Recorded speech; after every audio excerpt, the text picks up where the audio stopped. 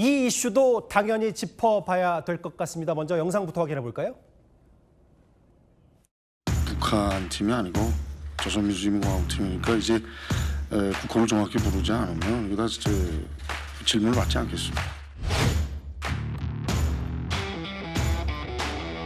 청소년들의 개 같은 사랑과 믿음은 우리 여자축구 선수들로 하여금 세계를 뒤흔들고 전 여자축구 신화를 창조할 수 있게 한 힘의 원천이었습니다.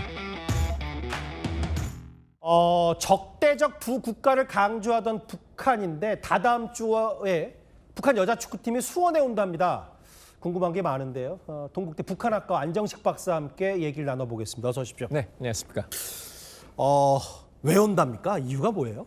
일단 북한 여자 축구가 굉장히 강합니다. 예. 세계 선수권을 하더라도 이제 우승하는 경우가 많고요. 예. 그러니까 이번에도 오면은 뭐 우승 내지 준우승까지 할 가능성이 있어 보이거든요. 예. 그러면 이제 우승을 하면 북한 평양 시내에서 뭐 카퍼레이드 이런 걸 하면서 이제 굉장히 선전을 하겠죠. 체육 선전으로요? 예, 예. 그러면서 스포츠를 통한 애국 마케팅 이런 걸 생각하고 있을 수가 있습니다. 예. 김정일 특히 요즘 우리 국가 제일주의 이런 걸 내세우고 있는데 우리 국가 제일주의요? 예, 우리 국가 제일주의 할 때는 스포츠 마케팅 아주 좋지 않습니까? 예. 그래서 그런 부분이 있을 것 같고 예. 그럼에도 불구하고 다른 곳도 아닌 말씀하신 대로 적대적 두 국가론의 상대인 남한에 보낸다는 건 그러게요. 정치적인 고려가 없다고는 볼 수 없을 것 같아요. 어느 정도 고려가 있다고 봐야 될까요? 그러니까 이제 사실 적대적 두 국가 국가론이라는 게 갈라서자는 거잖아요. 예. 근데 그럼에도 불구하고 저는 남한 카드를 활용하는 걸 고려하고 있다고 봅니다. 예. 무슨 얘기냐면 이 어쨌든 지금 국제 정세가 진짜 요동치고 있지 않습니까? 예. 그래서 지금 뭐 북한과 러시아가 거의 혈맹 수준으로 발전을 했지만 예.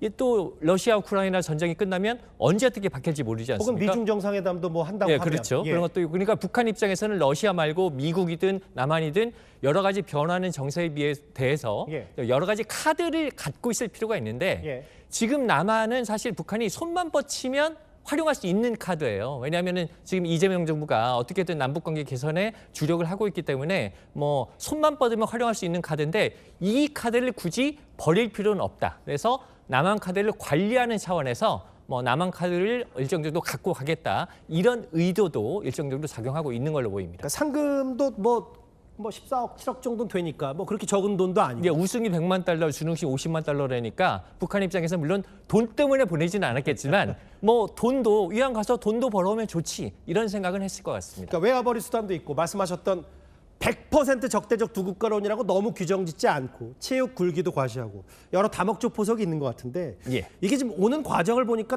또 복잡하긴 하더라고요. 여기가. 그러니까 이제 베이징으로 가서 예. 베이징에서 이제 인천으로 오는 걸로 알려지고 있습니다. 예. 그러니까 사실은 지금 특별기를 편성하지 않고 예. 그러니까 원래 평양과 베이징은 비행기가 왔다 갔다 하거든요. 예. 그리고 베이징하고 여기 인천에는 당연히 비행기 있지 않습니까? 그러니까 기존에 있는 비행기 편을 이용해서 온다. 이 얘기는 예. 사실 남북 관계가 좋으면 전세기를 가지고 직항으로 온다거나 그렇죠. 판문점으로 오면 간단하지 않습니까? 그렇죠. 그러면 이제 남북 간에 협의도 있어야 되고 그런데 지금은 남북 관계가 안 좋고 남한과는 관계를 안 하겠다는 거니까 예. 기존에 있는 민항기를 통해서 오는 걸로 그렇게 좀 알려지고 있습니다. 그럼 이제 저렇게 베이징 통해서 경유해서 온다 왔고 예. 숙소도 보니까 남북한 선수들이 같은 숙소에 묵는 것 같은데 이게 엄격히 통제가 이루어지겠지만 과거 안 박사께서 취재 경험을 살리면 어떻게 분리를 시키던 거야? 두 남북한 선수들을요? 그 통제하고 분리하는 거는요 사실은 마음먹으면 얼마든지 할 수가 있습니다. 왜냐하면 어쨌든 이제 우리 뭐 경찰도 굉장히 많이 수입될 텐데 예. 사실 뭐 숙소는 층수를 바꿔주면 되고요. 그다음에 동선 조정하면 되고요. 밥 먹는 것도 식사 구역을 분리할 수도 있고 식사 시간을 다르게 할 수도 있습니다. 예. 그러니까 이거는 북한이 어느 정도로 요구를 하느냐에 따라 달려 있는데 예. 아마 이번 경우에는 북한 입장에서 선수단을 보내긴 보내는데 적대적 두 국가론의 상대의